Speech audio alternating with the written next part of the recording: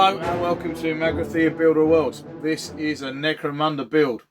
This is really the Sump Enforcers Precinct part 3.1, 3.5, I don't know. It's going to be a short video. It's only a small bit of detailing to bring you a focus on one part of this build. You may well have by now watched all three of the previous build videos for my Peertown Shore Division Sump Enforcers Precinct Fortress thing. It's here, check it out. Model's finished. Each video has been somewhere in the region of 45 minutes long, which is quite lengthy. It's been a really big project, and actually when I was filming there was just some stuff that I just couldn't fit in all to one of those three videos, and I thought rather than not kind of like talk about or look at particular bits, I thought what might be cool would be to make a short video just focusing on how I work on just one part of the whole model. So if you've seen part 3, you will have seen the model get painted, me put details in. You will have seen details of the armory and prison cell, the med bay, the mechanics or stroke engineers kind of area, the engineering deck, my attempts to magnetize the crane. But there's still some bits that are missing out, and I thought this video will be a good way to catch that up. And that is mostly the commander's cabin at the back on the top deck of the admin tower on the fortress. So this video is going to focus entirely on the finishing, the detailing, the painting of the commander's cabin and the personnel that are involved with that. So this is hopefully, fingers crossed, a shorter video than normal. It was going to be a cheeky little midweek video, but I'm now filming this midweek, this bit, and it still ain't ready. So frankly, this is going to be a weekend video, and it'll be ready to go for kind of tea time Saturday when a lot of people like to watch anyway. That gives you plenty of time. Well, it doesn't give you plenty of time at all because you won't be seeing this till Saturday night. But I would strongly suggest that if this is the first Necromunda video of mine, then you subscribe first of all. Then you go back and watch at least the 3 videos prior to this. That'll give you like an hour, 2 hours of viewing time to catch up, get you up to speed where this whole Sump Fortress has come from. If you've seen the 3 videos before, then enjoy this one because this is much shorter. There will be one more video at least about the Sump Fortress, which will be an update in 3 or 4 weeks' time, I should think, where I focus on some of the other little details I've added to it, because this model I'm going to keep adding to, I'm sure. And I also want to come back to you with some more success with magnetisation, because my first effort wasn't much cop, let's be honest. So enjoy this mini detail build, and subscribe, comment, chip in, you know the deal. Let's have a look at where it started back when the commander's cabin, this bit here, was empty. Here we go, timey-wimey, wibbly-wobbly thing. Right, so detailing the captain's cabin then. Like I said a moment ago, there it is completely empty.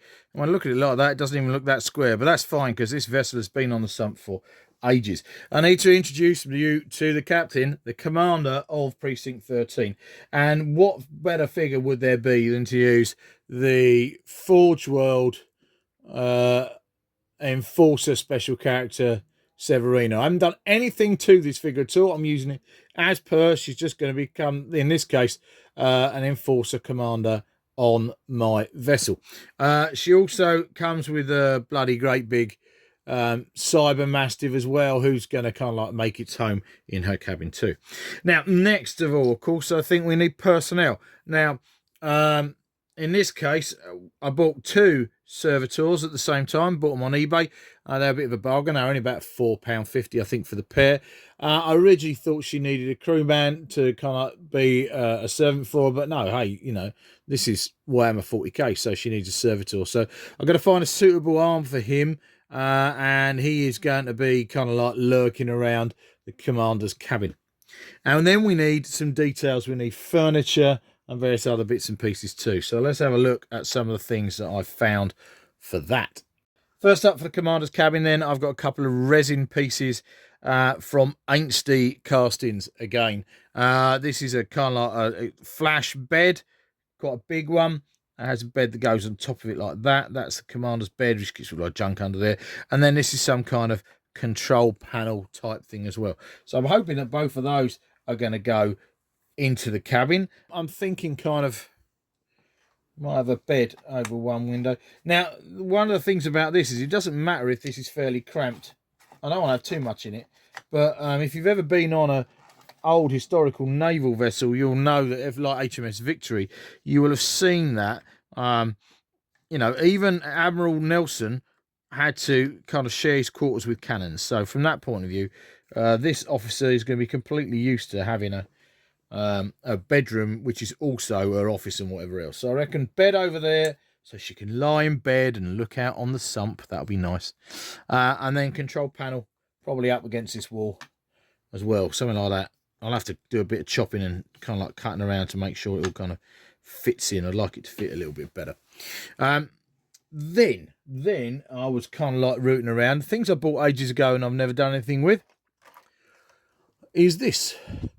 The Gene Stealer Cult Nexus with, actually I'm not really interested in anything apart from this really cool control, kind of this map type affair, which is really wicked. So I'm going to have that, and that will come out. I'll take that out of the packaging, and that will kind of like sit over here where she can have kind of like briefings and that kind of thing.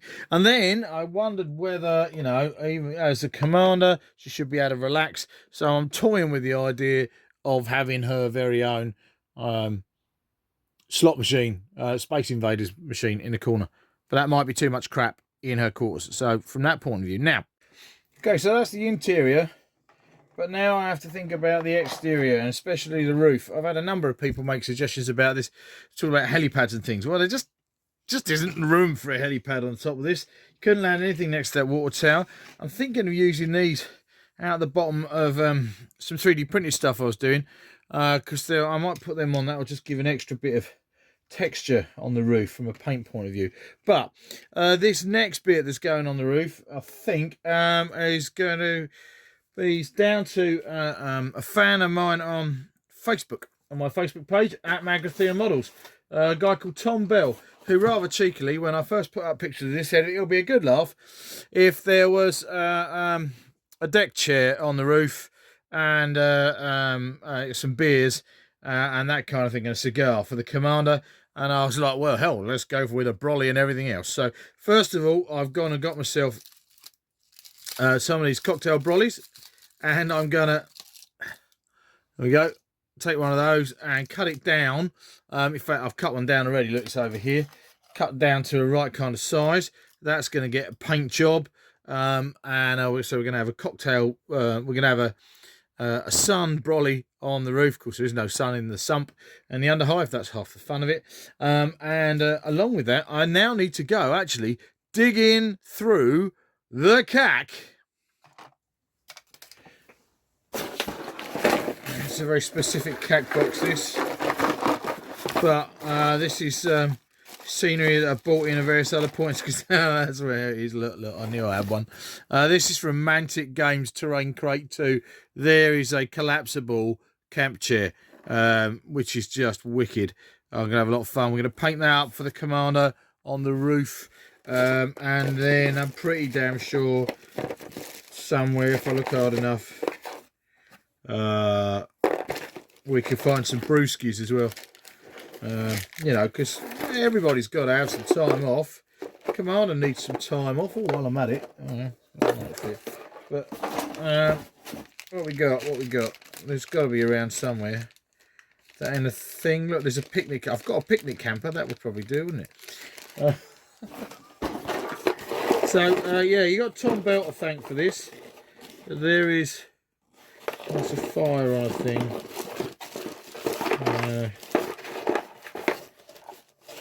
There's some beer cans that are open, and that knocked over. Probably suffered from some kind of zombie attack. And that's totally what we are looking for. Look, there's a barbecue. Mantic Terrain Crate 2. They do this great set of things for your kind of like post-apocalyptic campsite with tents and things, which I bought because I want to use for jazzing up for some rat skins or underhive dwellers of one kind or another. But I think that would be just rude not to have that on the roof of my commander's cabin. What do you reckon, Tom? I hope you're satisfied. You better be watching this, buddy. So yeah, that kind of thing there with the commander's chair and a barbie and beers and then a servitor making sure that all the lunch is ready with a umbrella to keep the fierce rays of the underhive sun off. How about that? That's cool, isn't it? I like that. That's totally going on the roof of the Enforcers precinct, because I would just be so stupid. It'll be brilliant. Okay, so now we're going to see how all this kind of goes together. Come back shortly and we'll see what we've got. All right, so let's have a quick look then at the map that I could paint up. That's kind of like obviously Pier Town there. One thing I am definitely going to have to do, by the looks of things, is cut away this hand here, and I might lose that dial there because it's a bit manky. And obviously server lounge is going to be stood next to it, but the rest of this is pretty cool. That will go together quite nicely. I've got a stand there, got the map, the hologram map the commander is over looking at the time, and we've got the power unit on it too, so the rest of that is quite cool. And then I'm sure I can find a use for this Gene Stealer Cult Nexus.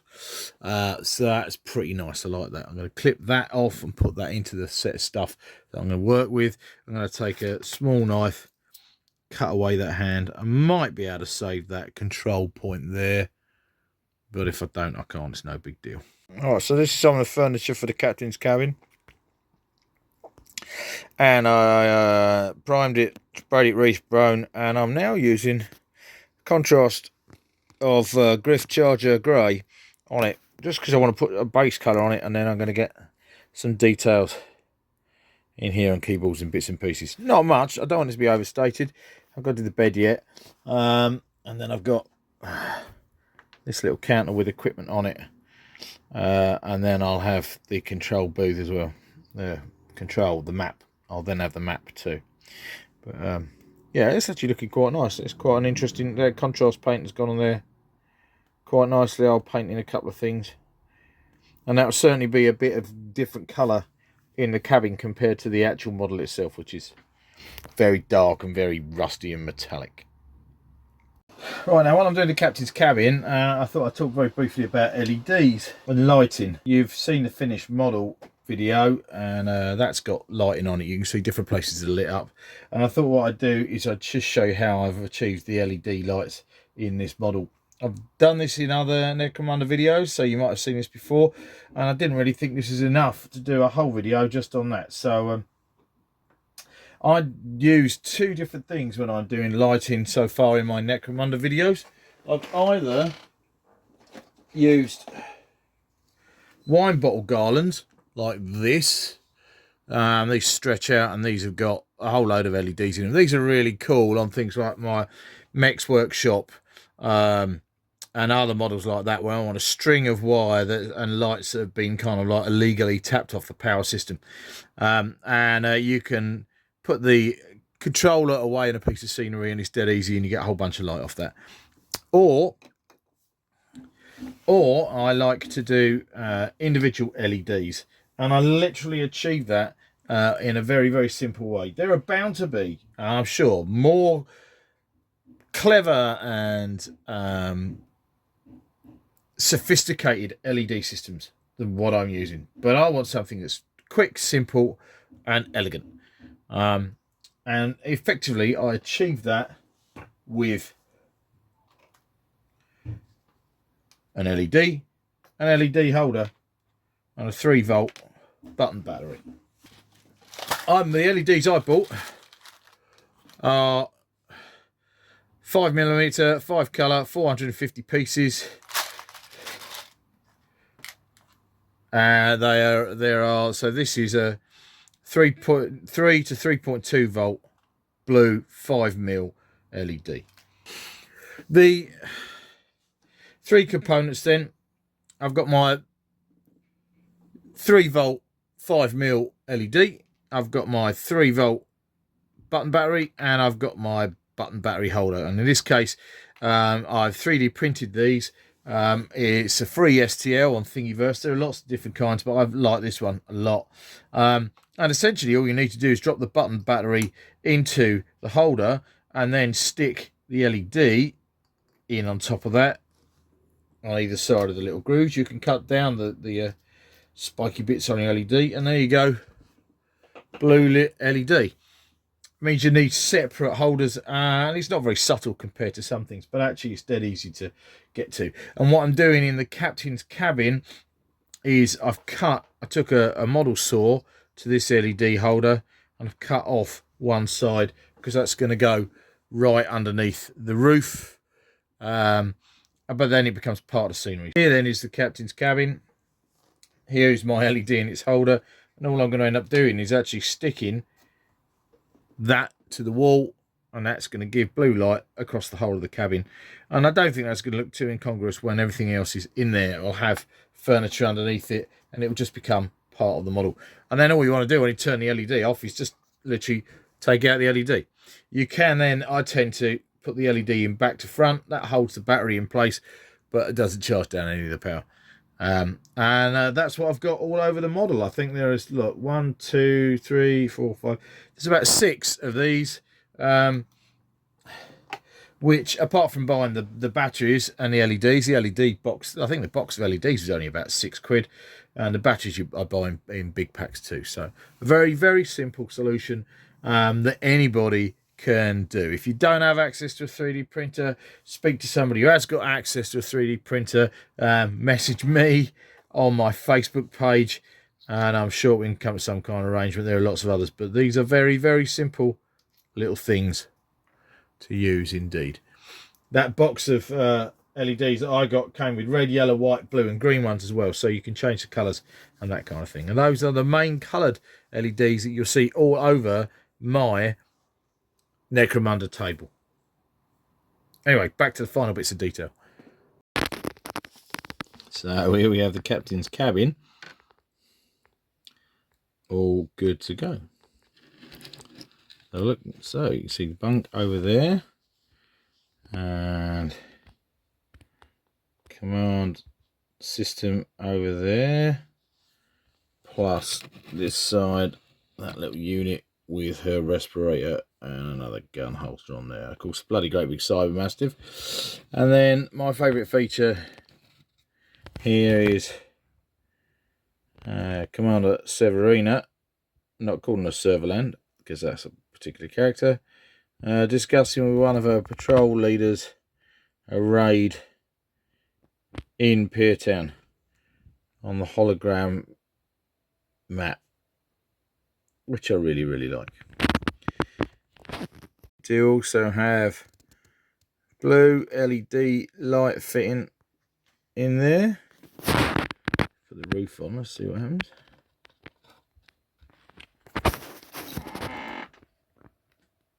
Which is pretty cool. We're going to turn the lights off. Let's have a look at it with the lights off.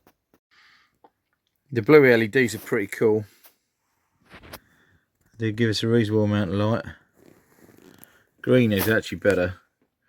The green gives us almost the best light out of all of these, but this does enable us to have a looking through the windows.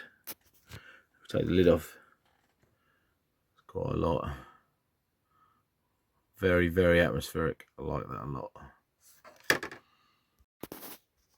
You can see the difference though with the green LED. You get a lot more light. We can actually see through the windows. Around this side here, we can see that briefing going on, which is pretty neat. Let's put the lid on. Again, that's quite cool.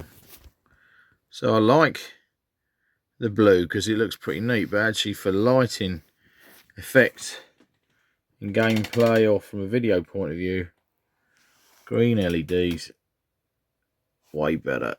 Very cool. Here we have the Commander and her Cyber Mastiff, and Crichton, her personal servitor. I've still got some work to do to these paint jobs, but they are all right to go on the tabletop now, which is where I want to get to with this model. So from that point of view, I'll come back to them. I'll do some more detail work on them, but they are ready to play. And then, of course, thanks to Tom Bell and his suggestions, you know, the commander's got to have somewhere to relax when she's off duty. So up on the top deck, we do have her deck chair, barbecue, and a parasol. It looks a bit worse for wear, but hey, you know, it's hard to keep things nice in the underhive. In the backside, very rusty. A little hatch down. But yeah, I'm happy with that. It's a nice addition to the end of the ship. So there you go. That was it. That's the commander's cabin finished. You'll see that not everything that I worked on made it into the model. That's quite common with me. I have a lot of ideas and some of them do fall by the wayside, usually either from a time point of view or from a practicality point of view. In this case, some of the things didn't end up in her cabin because there just isn't enough room. I am definitely going to continue adding to this model. If part of anything else, there's the beer cans and the picnic box haven't made it onto the roof yet. That would be pretty cool if they did. And there are various other bits and pieces that as I sift through CAC boxes, I come across things that are cool and go, I know exactly where that needs to be. And in this case, it will be on the precinct. So I will add more details. So keep an eye out. In a few weeks' time, there will definitely be an update on the precinct. By then, I might have got myself a few more enforcers. I'd love to have some more crew on board, not just gun-toting enforcers, but enforcers who are kind of taking it easy, who are relaxing. There's no point to it at all. It won't make any difference from a game point of view, but it would be quite cool. People who have watched these videos and either commented on Facebook or on the videos themselves have made loads of suggestions. And I'd like to pick up on some of those. It'll be really neat. So, you know, I love the idea of having an enforcer off duty sat around in his uniform reading the newspaper. I've no idea how I will achieve that, but it might be good fun finding out. So I'm going to have to get myself another box of enforcers for a start. And I'm definitely going to have to do some more digging through the CAC, so we'll have to see. So I hope you've enjoyed this video. This is now totally ready to go on a table and be used. Of course we can't because we're still kind of locked down in the COVID thing going on, but in the future it's definitely going to be a centre part of my sump table. I've got loads and loads of ideas for new things out on the sump, and after I've got some of the other work that I've got to do out of the way, some Burrows and Badgers models and probably some Dread and some Lord of the Rings stuff, I'll come back and I'll be doing some more sump videos. Big pieces of stuff on the water, and then small pieces. I'm going to do a video about converting this into a sump fishing boat for a start, so look out for all those things. How do you look out for all those things? Well, if you don't know by now, where have you been? I mean, even I am, who's a complete novice at this YouTube thing, and know that the first thing you need to do is make sure you've subscribed to this channel. So go hit subscribe, go back and watch my Necromunda back catalogue, go and watch some of the stuff for the other game systems as well, and I will see you next time on Magrathea Build All Worlds. Cheers.